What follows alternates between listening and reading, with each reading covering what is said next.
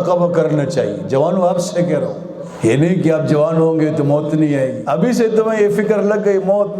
پرسکون زندگی تمہاری گزرے گی۔ مراقبہ موت کرنا چاہیے۔ ہماری خانقاہوں میں، ہمارے مفتی سید مختار الدین شاہ صاحب دامت برکاتہم کی خانقاہ میں،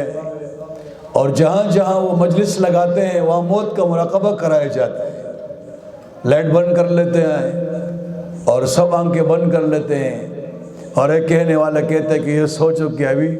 میری موت کا وقت قریب آیا ہے، اسرائیل علیہ السلام آ گئے اور پاؤں کی طرف سے روح نکال رہے ہیں، پنڈلوں تک روح پہنچ گئی، پیٹ تک گئی، آس پاس سب رو رہے ہیں، ماں رو رہی ہے،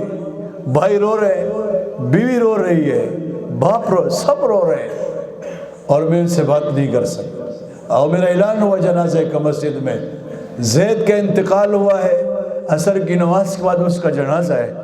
اور جب مجھے گھر سے اٹھایا جاتا ہے سب روتے ہیں، میری چارپائی کوئی نہیں چھوڑتا کہ اس کو ہم جانے نہیں دیں گے، اور مسجد میں آ کر میرا جنازہ پڑھایا جا رہا ہے، پھر قبر میں لوگ رکھتے ہیں، سارے مجھ سے چلے جاتے ہیں، کوئی وہاں ٹھہرتا۔ یہ تصور کرنا چاہیے، موت قبل ان تموت، موت سے پہلے ہم موت کی تیاری کریں۔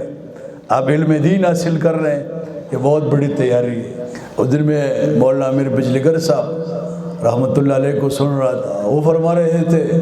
فرمایا اگر کسی کی عمر 80 سال ہے، 15 سال کو نکال لو، جوانی ہے، بچپن ہے، اور ابھی بالغ نہیں ہوا، 15 تک بالغ ہو جاتا ہے، فرمایا 65 سال رہ گئے،